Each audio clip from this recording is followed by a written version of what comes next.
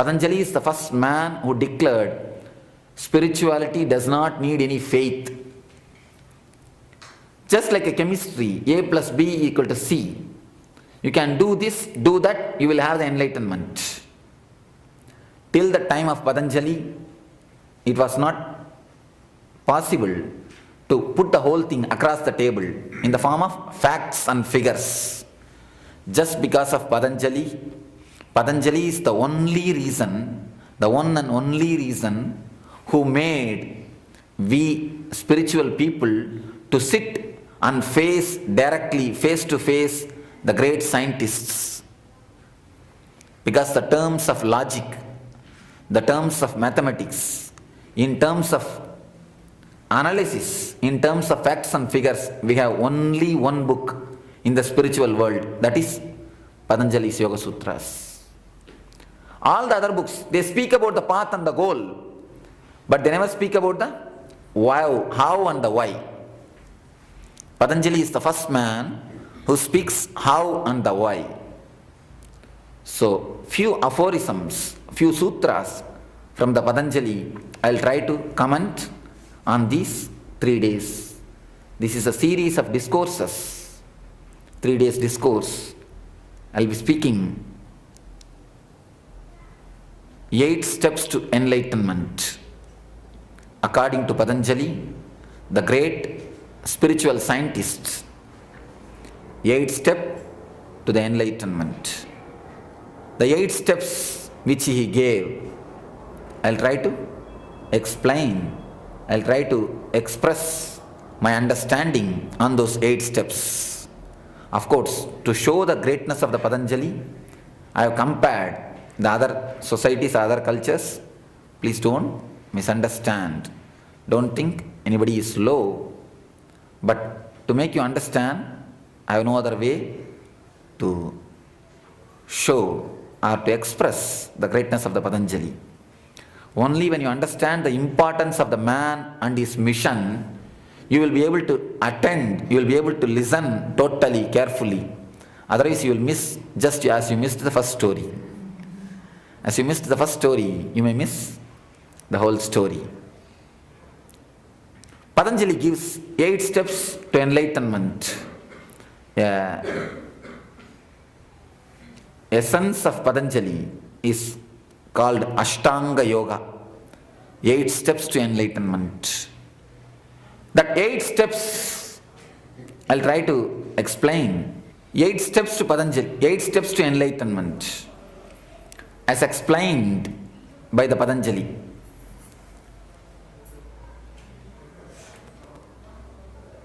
Let me just repeat the steps, 8 steps, then I'll try to explain one by one. Iyama, Niyama, Asana, Pranayama, Pratyahara, Dharana, Dhyana, Samadhi. Of course, don't be frightened by these Sanskrit words. There is no need for you to remember it. Relax.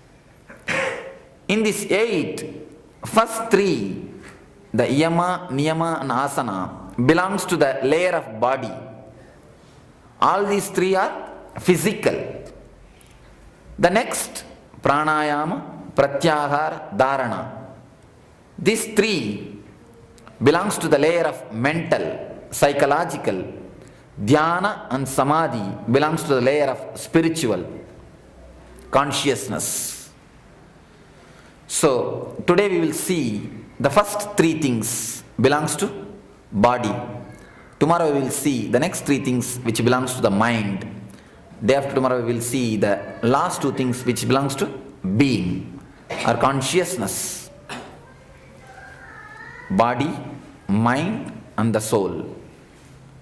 He gives a beautiful step-by-step explanation, the way, the path, a solid path. I can say, because of Patanjali, we can stand with backbone. If only one book, this one book, if it has not happened in the Eastern tradition, in the Eastern mysticism, there is nobody, no book, no other master who can challenge the Western scientific thinking directly, Western logical thinking directly.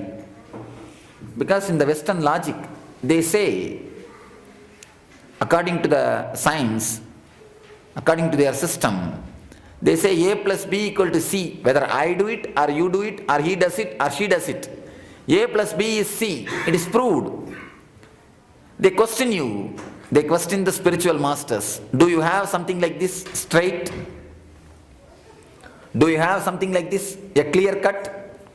Do you have something like this, facts and figures? Except Patanjali, nobody says yes. Patanjali is the first man and the last man who says yes. Yeah, big capital letter yes. He says very clearly, step by step, where to start, how to walk, and where to stop, and where to end. The meditation techniques and the methods to start, the methods to walk, methods to end. A Western mind, a logical mind. One more thing you need to understand. Don't think you are all people of East. That's a big mistake you do. When I say West, people who think logically, you also have become West. Not because you are in America. The day when Gurukulam system is destroyed in India, the day English education is entered in India, the day Western education system is entered in India, the whole East has become West. The whole East has become West. Everybody just questions. Unless your questions are answered, nobody is ready to do anything. Don't think only here your kids are questioning. People come and tell me from the America, Swamiji, my kids are not listening. If I tell them to tell prayers, they say, why should I say? They ask all sorts of questions. Don't think it is only your problem. In India they have much worse problems. In India also they have this problem. Whenever a man gets his own logic, his own understanding, he rebels. It is usual. It is usual. He just asks, give me the reason, give me the explanation. Why should I do? What for should I do? What will I get? What will happen to me? He starts asking you, he starts questioning you. Patanjali is the first and the last man who gives reply for every question, who gives a logical reason. Takes a man from logic to the place where you crash the logic. Actually, I feel totally dissatisfied even after giving so much of introduction about Patanjali. Now what I have given introduction, really I feel totally dissatisfied that I have not expressed the glory of Patanjali. Just because of that, which I don't want to do, I am not able to express the glory of Patanjali. Even this I have to use some harsh words to express the glory of the Eastern thinking system. Anyhow, sometimes truth is harsh, but it has to be understood. If I explain the way in which he worked, the way in which he designed, I can say Patanjali is the unabridged dictionary of world philosophies.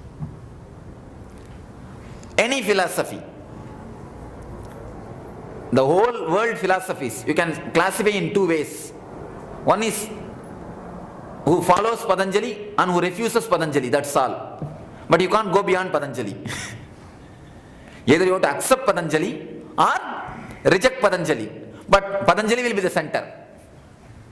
Patanjali is the center. There is no going beyond Patanjali. He will be the center. Either you agree or you disagree. Patanjali is the basic. Patanjali is the base for the whole world's philosophy. All the miracle powers, all the spiritual energy, all kinds of samadhis, all kinds of spiritual experiences, all kinds of enlightenments, all kinds of techniques.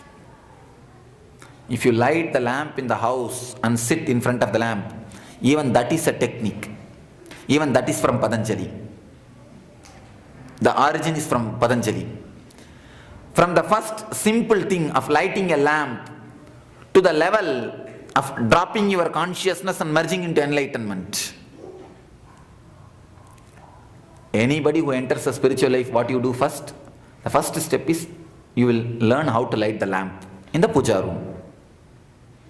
From the step of lighting the lamp to the last step, dropping your consciousness, dropping your ego and entering into the enlightenment, becoming God. From this step to that step, totally Patanjali covers and explains every step.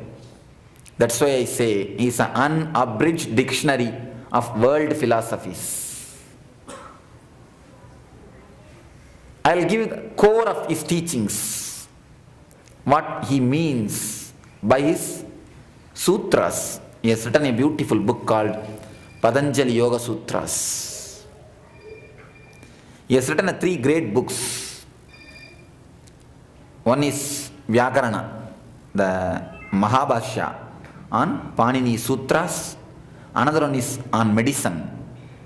And the third is on yoga philosophy, on Yoga Sutras. Patanjali is considered to be the incarnation of Adisesha, the snake on which Vishnu is resting, the Vishnu's bed. And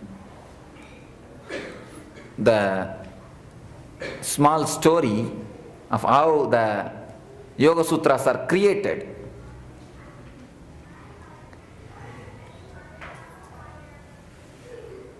The Patanjali was staying in Chidambaram. Chidambaram is a place in South India where the big Nadaraja temple is there. He stayed in Chidambaram. He used to conduct classes, the meditation courses. He had a beautiful ashram.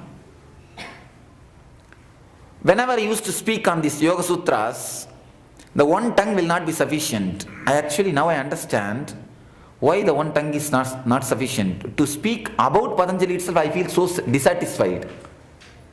I feel I have not exactly expressed the glory of Patanjali.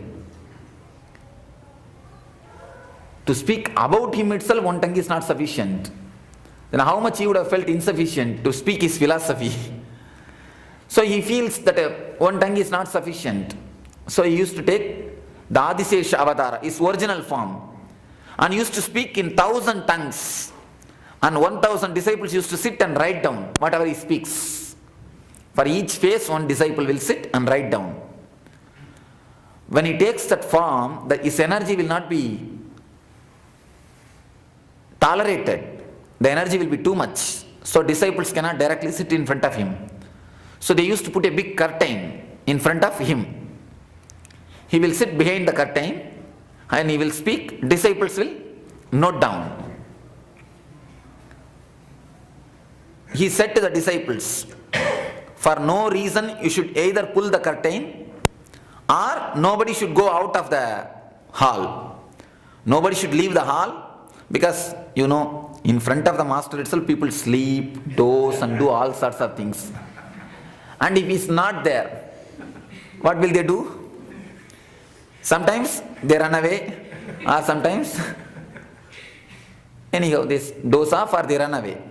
So Patanjali warned, nobody should leave the hall, that's one thing. Next thing, nobody should remove the curtain, because if you remove the curtain, the energy, you cannot bear the energy, all of you will be burnt away. Anyhow, Patanjali has started the class. Every day it goes on, goes on, goes on. In 1,000 heads is giving the discourses, and in 1,000 disciples are recording. Today the discourse is getting finished. Today the whole program will be over. All the sutras will be recorded. Just on that day, out of curiosity, one disciple just pulled the curtain. And the energy has flooded. all the disciples who were there in front of him, the disciples and the copy works, the palm leaves, everything is just burnt. Whole work of Patanjali is just wasted, become dust, become ash. But somehow, fortunately or unfortunately, one disciple, just at that moment, he has gone for outing. He has gone for outing. When Patanjali first saw the disciples, and in front of his own eyes, all of them are getting burnt, and everybody else become ash, then he felt very sorry, and he came down, he became normal, he came to his ordinary form, the human form. Then he saw one disciple slowly coming back from his house. He felt in a way happy. At least that one man is saved. At least his recordings are alive. That one man's one recording only what we have as Patanjali Yoga Sutras. All the 999 has disappeared. Don't think I am telling story. I am not telling story. I am telling you history. I am not telling you the story. I am telling you the history. Because if you see the depth in which he has written, the depth in which he analyzed the human consciousness, you cannot imagine the unimaginable expression, unimaginable experiences he writes.